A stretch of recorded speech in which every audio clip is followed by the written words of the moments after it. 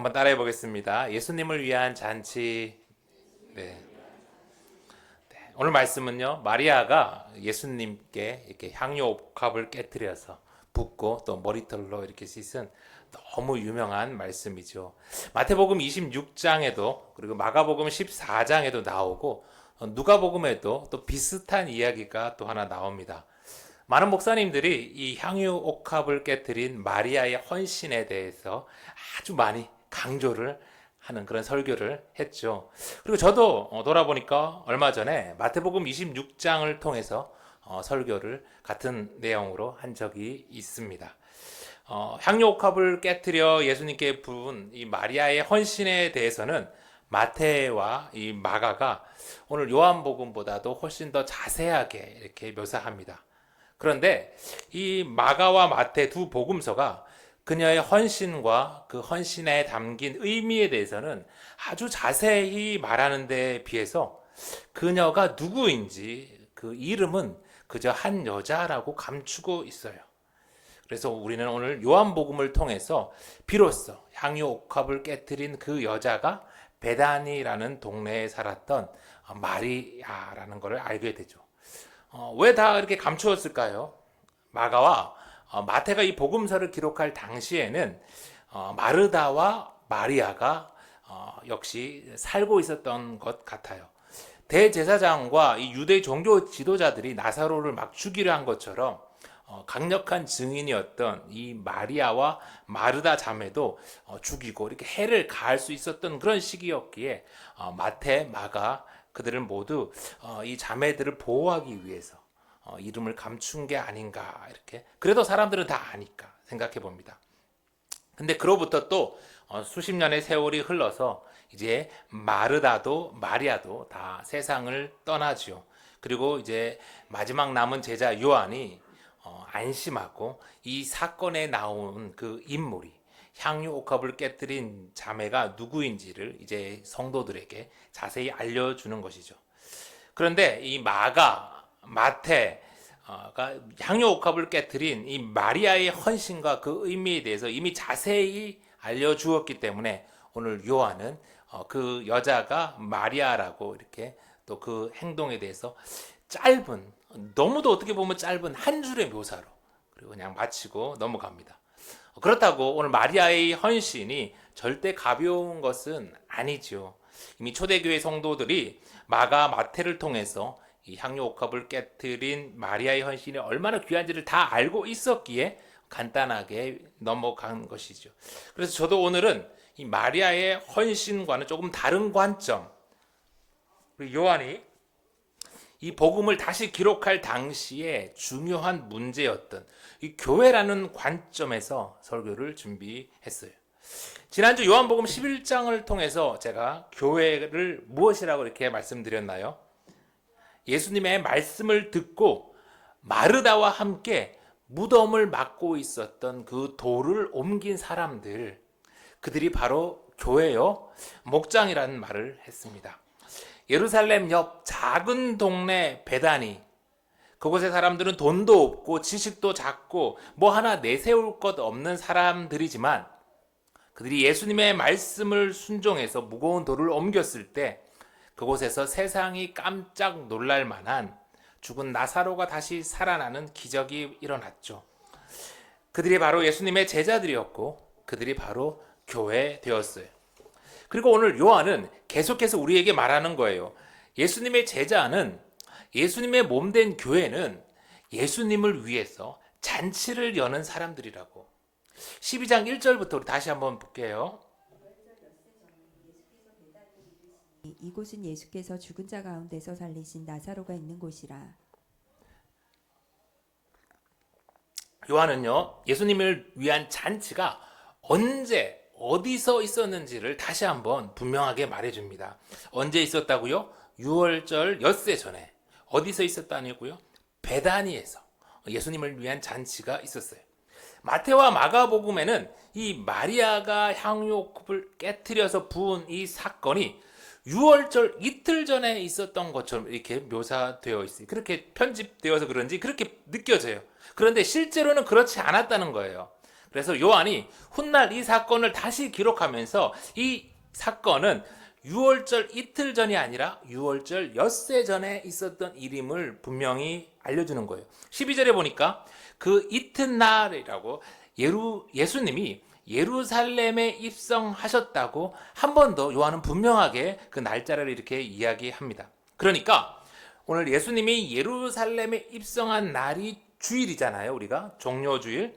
그리고 예수님을 위한 이 잔치가 있었던 날은 바로 하루 전, 그러니까 토요일에 있었던 것이죠. 다시 말해서 예수님께서 십자가에 달리신 그 유월절 엿새 전에 이 잔치로부터 예수님의 마지막 일주일이 아주 중요한 일주일이 시작돼요. 그래서 요한복음 같은 경우에는 이 마지막 일주일에 거의 그 요한복음의 절반을 할애하죠. 그만큼 예수님의 생애에 있어서 이 마지막 일주일은 너무너무 중요했는데 바로 그 중요한 시기의 시작이 바로 이 잔치에서 시작된 것이죠. 오늘 이 잔치는 그냥 단순한 무슨 생일 잔치가 아니라 유월절 어린 양으로 십자가에 달려 죽으시는 예수님을 위한 마지막 잔치였고, 거기서 마리아가 예수님께 향유 옥합을 깨뜨려 부은 것은 그 예수님의 마지막을 기리는 숭고한 섬김이 되었죠. 오늘 마지막 이 십자가의 길을 가는 예수님을 위한 잔치에 함께하는 바로 그 사람들이 예수님의 제자들이고 그들이 바로 교회란 거예요. 예수님을 위한 이 잔치에 참여한 사람들 중에서 오늘 우리가 첫 번째로 좀 주목해야 될 사람이 있는데, 그는 바로 오늘 예수님을 위한 이 잔치를 베푼 연 사람입니다. 우리가 흔히 이 잔치를 나사로가 연 것은 아닌가라고 이렇게 착각하기 쉬운데 그렇진 않아요. 이곳은 죽은 나사로가 다시 살아난 베다니이지만 오늘 예수님을 위해 잔치를 연 사람은 다른 사람이에요. 마태복음 26장 6절에 보면 알 수 있죠. 예수께서 베다니 나병 환자 시몬의 집에 계실 때에 한 여자가 매우 귀한 향유 한 옥합을 가지고 나와서 식사하시는 예수의 머리에 부으니, 예수님을 위한 잔치를 연 사람은 베다니 나병 환자 시몬이었어요. 베다니에 살던 이 시몬이 불치병인 나병에 걸렸다가 예수님께 고침을 받고 그 감사의 의미로 예수님께서 다시 베다니에 오셨을 때 온 마을의 잔치를 오늘 연 것이에요. 3년 동안 예수님의 공생의 기간에 예수님께 병 고침을 받은 사람들은 이루 셀 수가 없을 정도로 많았어요. 예수님이 귀신을 내어 쫓아준 사람도 한둘이 아니었습니다. 그런데 그들이 다 예수님께 감사하고 예수님을 위해 잔치로 이렇게 보답한 것은 아니었어요. 당시 이 나병이라는 것에 걸리면 사회에서 철저하게 격리되어야 했잖아요. 그는 아무런 경제 활동을 할 수가 없었습니다. 그런 나병 환자였던 시몬이 무슨 돈에 여유가 있었겠어요. 그럼에도 불구하고 오늘 시몬은 자신을 고쳐준 예수님께 감사하며 예수님뿐 아니라 그 제자들까지도 다 집으로 초대해서 잔치를 베푼 것이죠. 요한은요, 로마의 극심한 박해로 인해서 고난당하는 이 예배소 교회와 또 다른 교회들, 성도들을 향해서 가난한 베다니, 그 가운데서도 나병에 걸렸었던 그 어려웠던 시몬이 예수님께 은혜에 감사하면서 베푼 잔치로 인해서 예수님의 그 마지막 십자가 가시는 길에 기쁨이 가득했다는 것을 말하고 있는 거예요. 여러분, 교회는요, 오늘 베다니 나병 환자 시몬과 같이 하나님의 은혜에 감사하며 예수님을 위한 잔치를 여는 사람들입니다. 그리고 교회는 그런 이들이 있어야 해요. 아니, 가득해야 합니다. 시몬과 같은 이들의 섬김을 통해서 오늘 교회는 교회되고요. 교회를 통해서 하나님 나라가 이 땅에 임해요. 두 번째, 예수님을 위한 잔치에 우리가 주목해야 될 이는 나사로입니다. 오늘 이 사건에 나사로의 말은 한마디도 나오질 않아요. 죽었다 살아난 이 요한복음 11장에도 나사로의 말은 우리가 찾아볼 수가 없어요. 여러분, 사람들이 죽었다 살아난 나사로에게 듣고 싶은 말이 얼마나 많았을까요? 나사로의 말은 그 사람들에게 얼마나 관심을 집중시켰을까요? 그런데 성경은 나사로의 말을 한마디도 남기지 않습니다. 저는 성경이 의도적으로 그렇게 한 것 같아요. 왜 그랬을까요? 만약에 나사로의 말이 남아있으면 사람들은 전부 다 나사로의 말에 집중하고, 나사로가 죽었다 깨보니까 천국은 어쨌더라, 뭐 지옥은 어쨌더라, 뭐 이런 말을 계속해서 부풀렸을 것 같아요. 나사로가 중요한 게 아니라 죽은 나사로를 다시 살린 부활이요 생명인 예수님이 중요해요. 나사로의 한마디가 중요한 게 아니라 나사로를 다시 살리신 생명 대신 예수님의 말씀이 중요한 거예요. 그래서 오늘 요한은요, 의도적으로 나사로의 말을 배제하고 어느 때보다 예수님의 말씀을 집중적으로 아주 자세하게 다룹니다. 그러다 보니까 오늘 나사로는 뭐 말도 한마디 안 하고 아예 존재감조차가 사라져 버렸어요. 죽었다 살아난 나사로인데 오히려 동생들은 예수님께 그 감사하는 마음으로 막 열심히 섬기고 향유옥합을 깨뜨리는데, 정작 나사로는 오늘 뭐 아무것도 안 한 것 같아요. 그런데 여러분, 나사로는 오늘 그가 거기에 있었던 것만으로 잔치를 잔치되게 합니다. 왜냐하면 나사로는 그 존재만으로 예수님이 그를 다시 살렸다는 것을 온 마을 사람들에게, 아니 온 세상 사람들에게 증거하고 있으니까요.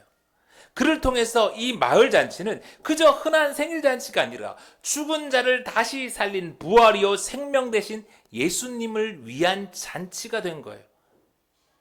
교회에도 그런 이들이 있습니다. 그냥 있는 것만으로 도움이 되는 사람들.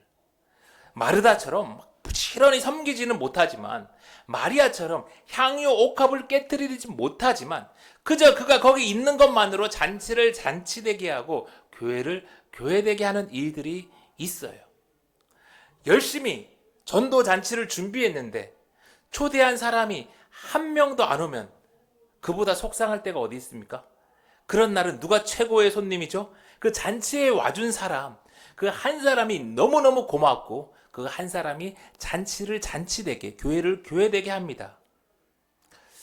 또 교회에는요, 저 같은 사람이 있어요. 우리 집사님들은 열심히 식사를 준비하고 교사로 섬기고 설거지를 하고 그러는데 저는 말만 하고 뭐 그러지를 못합니다. 그런데 그냥 암에 걸렸다가 다시 회복되었다는 그 사실만으로 또 다른 아픈 이들에게 힘이 되고 예수님께 생명이 있음을 증거하는 이가 있어요. 그러니 교회에는 마르다처럼 보이게 섬기지 못하지만, 마리아처럼 향유옥합을 깨뜨리지는 못하지만 그저 함께하는 것만으로 잔치를 잔치되게 하고 교회를 교회되게 하는 이가 있음을 우리는 기억해야 합니다. 우리 눈에 아무것도 안 하는 것처럼 보이지만 누군가에게 그 사람은 또 나사로와 같이 예수님을 증거하는 증인일 수가 있어요. 세 번째, 우리가 예수님을 위한 잔치에서 주목해야 될 이는 마르다입니다. 2절 볼게요. 거기서 예수를 위하여 잔치할세 마르다는 일을 하고 나사로는 예수와 함께 앉은 자 중에 있더라. 카이, 해, 마르다, 디에코네이 이렇게 된 원문을 조금 더 자세히 들여다보면요, 그리고 마르다는 계속 식사 시중을 들고 있었다라고 번역할 수 있어요. 특별히 일을 하고라고 번역된 디에코네이라는 이 헬라어 원문은요, 미완료 과거 시제입니다.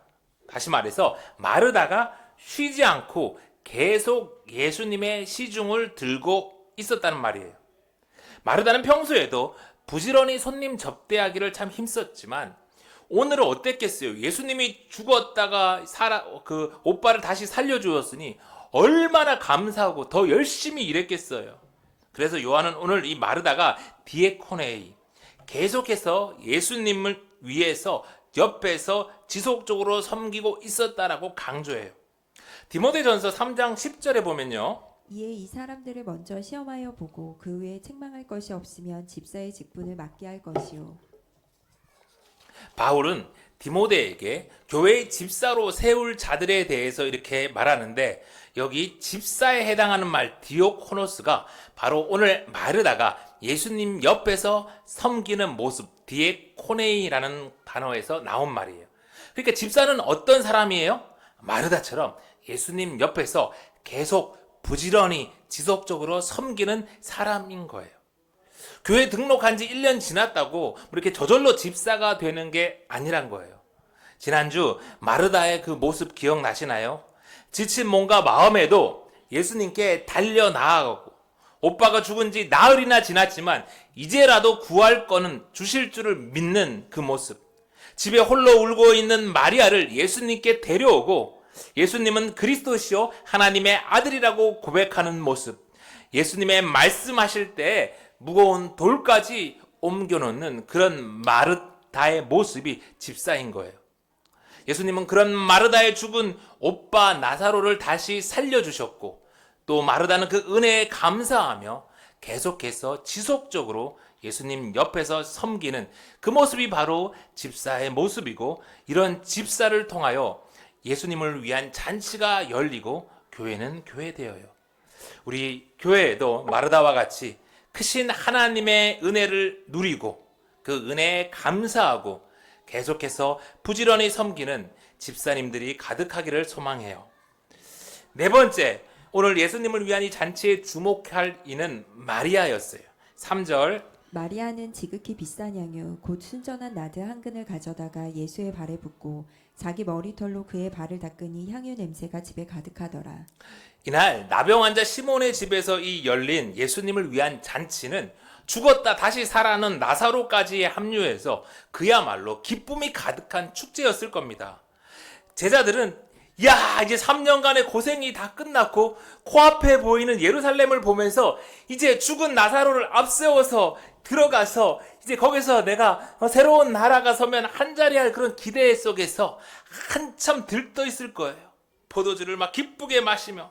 그런데 그 흥겨운 순간 갑작스럽게 놀라운 일이 벌어지죠. 마리아가 자리에서 일어나더니 300데나리온, 노동자 1년치에 해당하는 그 향유 옥합을 가져다가 깨트려서 예수님의 머리에서부터 발까지 붓고 자기의 소중한 머리털로 닦는 거예요. 순간 분위기가 아마 싸해졌을 겁니다. 그러나 마리아가 그렇게 한 데에는 이유가 있었죠. 예수님이 다시 오셨을 때 마르다는 예수님께 달려나갔잖아요. 그런데 마리아는 그러지 못했어요. 누구보다 예수님을 사랑하고 누구보다 예수님의 말씀을 사모했지만 너무도 큰 실망감에 마리아는 예수님을 외면했어요. 그런데 그런 마리아를 예수님은 나무라시지 않고 죽은 오빠 나사로를 다시 살려주셨어요. 너무 죄송하고 또한 너무 감사해서 이걸 어떻게 해야 되나 예수님이 오시는데 고민하던 가운데 마리아는 대제사장과 종교 지도자들이 살아난 나사로 오빠 때문에 예수님을 죽이려 한다는 소문을 듣게 되었어요. 아, 예수님이 죽은 오빠 나사로를 다시 살린 일 때문에 이제 살해당할지도 모르는구나. 어떡하지? 어떻게 해야 하지? 예수님의 제자들이 이 나사로를 앞세워서 예루살렘에 들어갈 그 마음에 한참 들떠 있을 때 마리아는 예수님을 바라보았어요. 그리고 예수님의 얼굴에서 곧 다가올 십자가로 인해서 고뇌하는 모습을 보았어요. 그리고 그런 예수님의 말씀을 듣고 또 한참을 바라보다가 마리아는 마침내 결심합니다. 그동안 자신의 결혼 예물로 한 방울 한 방울 소중히 모았던 향유 옥합을 깨트려 예수님께 붓고 예수님의 발을 소중한 머리카락으로 정성껏 닦아드립니다. 그 순간 마리아가 예수님의 십자가와 죽음까지 다 내다보고 향유 옥합을 깨뜨렸다고는 말하지 못해요. 그러나 마리아는 그 순간 예수님의 모습을 보고는 자신의 가장 소중한 것을 드리기로 작정하고 실행했죠. 그런데 그런 마리아의 섬김이 예수님의 마지막 십자가의 길과 장례를 준비하는 소중한 섬김이 되었어요. 예수님을 위한 잔치는 바로 마리아와 같은 이들의 섬김을 통해서 빛이 납니다.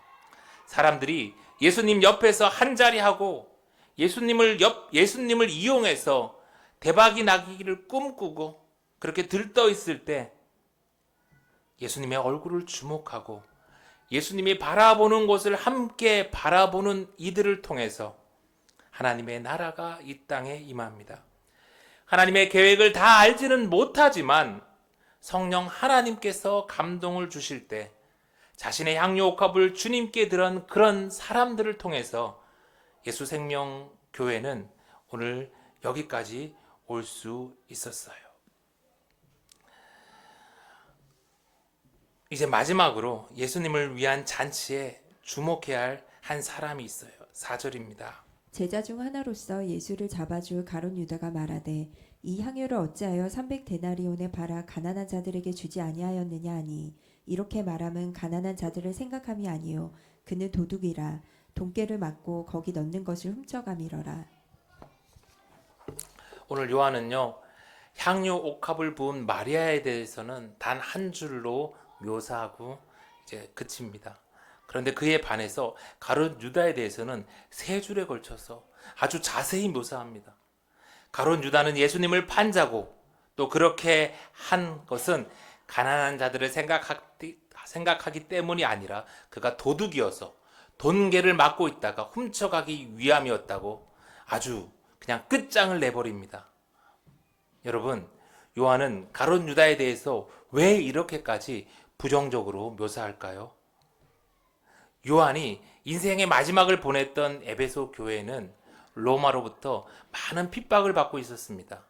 그럼에도 교회가 교회될 수 있었고 나이 많아서 아무런 일도 할 수 없었던 요한이 그곳에서 살아갈 수 있었던 것은 오늘 시몬과 같이 자신의 집을 내어주면서 잔치를 연 사람들, 식사를 대접하는 이가 있었고 마르다와 같이 끊임없이 섬기는 이들이 있었고 마리아와 같이 자신의 향유 옥합을 깨뜨린 귀한 성도들이 있었기 때문이었어요. 그런 아름다운 교회였음에도 로마의 계속된 핍박으로 어려움이 이어졌죠. 그런데 그 속에서 로마의 핍박보다 교회를 그리고 요한을 더 힘들게 한 건 가룟 유다와 같이 다른 사람의 섬김과 헌신에 대해서 판단하고 정죄하고 그 가운데 자기의 욕심을 채우는 자들이었어요. 오늘 요한은 그런 자들이 바로 가룟 유다와 같은 자들이라고 말하는 거죠. 성도 여러분, 교회는 다양한 사람들이 모이는 곳, 베다니에 있는 모든 사람들에게 또 에베소에 있는 모든 사람들에게 교회는 열려 있었어요. 그럼에도 교회가 교회될 수 있는 것은 그곳에 시몬과 같은 사람, 나사로와 같은 사람, 마르다, 마리아와 같은 사람들이 함께 예수님을 위해서 잔치했기 때문이에요. 그러다 보면 때로 시몬의 섬김이 마르다와 마리아의 섬김이 어리석어 보일 때도 있고 비효율적이고 낭비처럼 느껴질 때도 있어요. 그런데 그렇게 보인다고 그게 다는 아니에요. 7절 예수께서 이르시되 그를 가만두어 나의 장래할 날을 위하여 그것을 간직하게 하라. 가난한 자들은 항상 너희와 함께 있거니와 나는 항상 있지 아니하리라 하시니라. 교회를 위해 아끼고 가난한 이들을 위해 써야 하지만 오늘은 아니었어요. 오늘은 십자가를 앞에 둔 예수님을 위해서 아낌없이 쓰고 드려야 할 때였어요. 시간 속에서 사는 우리는 모두가 불완전한 존재임이에요. 그것을 인정하고 언제 어디서나 예수님을 바라보며 그 순간 하나님께서 우리에게 말씀하시는 그 인도를 따라서 우리는 살아야 하죠. 그리고 다 알지 못하기에 우리는 가룟 유다처럼 함부로 판단하고 정죄해서는 안 돼요. 이제 말씀을 마칩니다. 교회는 예수님의 말씀을 따라 도를 옮기는 공동체이며 또한 교회는 우리를 위해 십자가를 지신 예수님을 위해 잔치하는 공동체, 그리고 이제 곧 다시 오실 예수님을 기다리며 잔치하는 공동체입니다. 베다니 교회, 그곳은 작고 가난한 동네 교회였지만 예수님을 위해 집을 열고 잔치를 베푼 시몬으로 인해서 쉬지 않고 예수님의 시중을 든 마르다로 인해서 하는 일이 없어 보이지만 있는 것만으로 예수님을 빛나게 한 나사로로 인해서 제자들이 다 엉뚱한 곳을 쳐다보고 들떠있을 때 예수님을 바라보고 예수님을 위해 자신의 향유 옥합을 깨뜨린 마리아로 인해서 베다니 교회에서 그 작은 모임에서 있었던 예수님을 위한 마지막 잔치는 참 향기롭고 아름다웠어요. 각자 섬기는 모습과 모양은 다 다르지만 예수 생명교회도 그렇게 교회가 되어가고 예수님을 위한 향기로운 잔치를 이어갑시다. 가룟 유다와 같은 이 하나 없는 오늘이 십자가를 지신 예수님을 위한 마지막 잔치라는 마음으로 오늘이 다시 오실 왕 예수님을 기다리는 마지막 잔치라는 마음으로 그렇게 섬기며 그렇게 살아가는 저와 여러분이 다 되기를 간절히 소망합니다.